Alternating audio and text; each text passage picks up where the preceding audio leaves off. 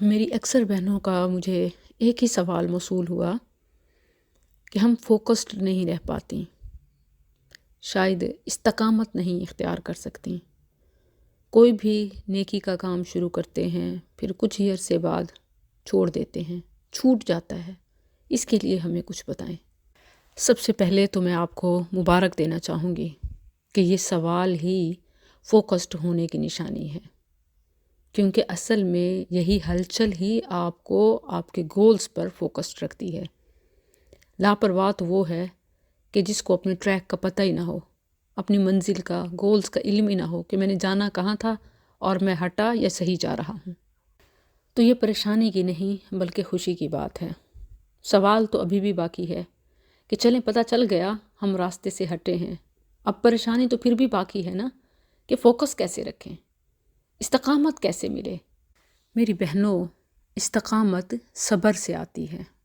یعنی استقامت کوئی ایسی چیز نہیں ہے کہ 1-2 سال میں ہی آپ کو تسلی ہو جائے کہ میں فوکسڈ ہوں اور میں اپنی نیکی کے کام صحیح سے کر رہی ہوں، یا 1-2 سال کی جرنی سے ہی آپ ڈیسائیڈ کر لیں۔ ایسا نہیں ہوتا۔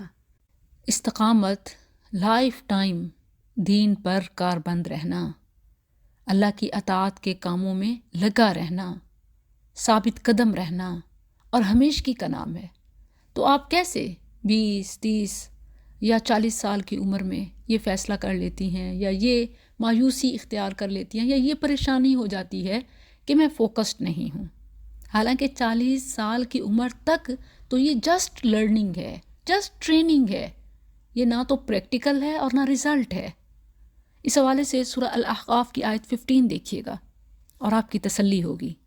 حَتَّى إِذَا بَلَغَ أَشُدَّهُ وَبَلَغَ 40 سَنَةً، یہاں تک کہ جب وہ اپنی پختگی اور 40 سال کی عمر کو پہنچا تو پھر کہنے لگا رَبِّ أَوْزِعْنِي أَنْ أَشْكُرَ نِعْمَتَكَ الَّتِي۔ تو اس سے پہلے اگر آپ یہ نتیجہ اخذ کر لیتی ہیں کہ مجھے میرے گولز اچیو نہیں ہو رہے یا میں کامیاب نہیں ہو رہی، تو یہ تو وقت سے پہلے نتیجہ نکالنے والی بات ہے۔ آپ دیکھیں تو تمام انبیاء کے حوالے سے، اکثر مفسرین کی اور نبی صلی اللہ علیہ وسلم کے حوالے سے ثابت شدہ ہے کہ 40 سال کی عمر میں آپ کو نبوت ملی۔ تو گویا 40 سال سے پہلے یہ اندازہ لگانا یا یہ کہہ دینا کہ میں فوکسڈ نہیں ہوں یا مجھ میں استقامت نہیں ہے، تو یہ بالکل قبل از وقت ہوگا۔ ہاں، اب اگر آپ اس عمر کو پہنچ گئی ہیں تو اب آپ کے لیے یہ اہم ترین بات ہے، کیونکہ کھیل کود کا اور سیکھنے کا ٹائم ختم ہوا۔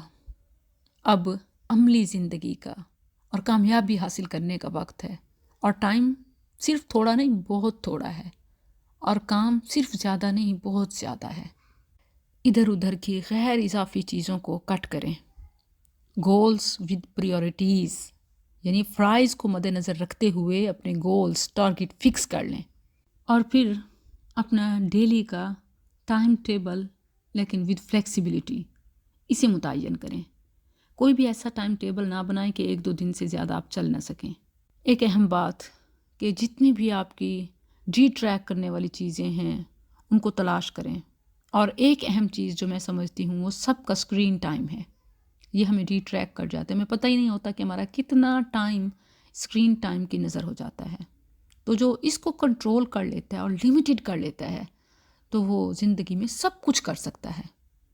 اس حوالے سے ایک اور اہم پوائنٹ جو میں مسند احمد کے حوالے سے آپ کو یاد دلانا چاہوں گی کہ سفیان بن عبداللہ ثقفی رضی اللہ عنہ نے نبی صلی اللہ علیہ وسلم سے پوچھا، یا رسول اللہ، ایسا کام بتائیں کہ جسے میں مضبوطی سے پکڑ لوں، اور یعنی پھر مجھے اور باقی چیزوں کی ضرورت نہ رہے اور میرا سب سنور جائے۔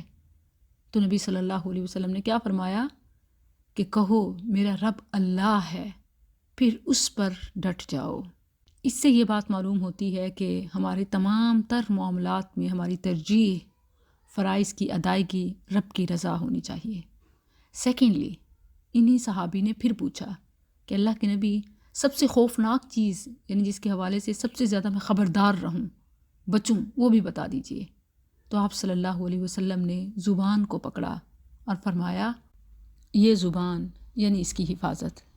تو میں سمجھتی ہوں کہ خاص طور پر خواتین جنہیں اس بات کا شدید احساس ہے کہ ہم اپنی زندگی میں اپنے گولز حاصل نہیں کر پا رہیں تو وہ اپنی زبان کے حوالے سے اسپیشلی کانشیس ہو جائیں. ویسے تو تمام کی نجات اس میں ہے، مگر گولز لورز اچیورز کے لیے یہ نسخہ کیمیا ہے.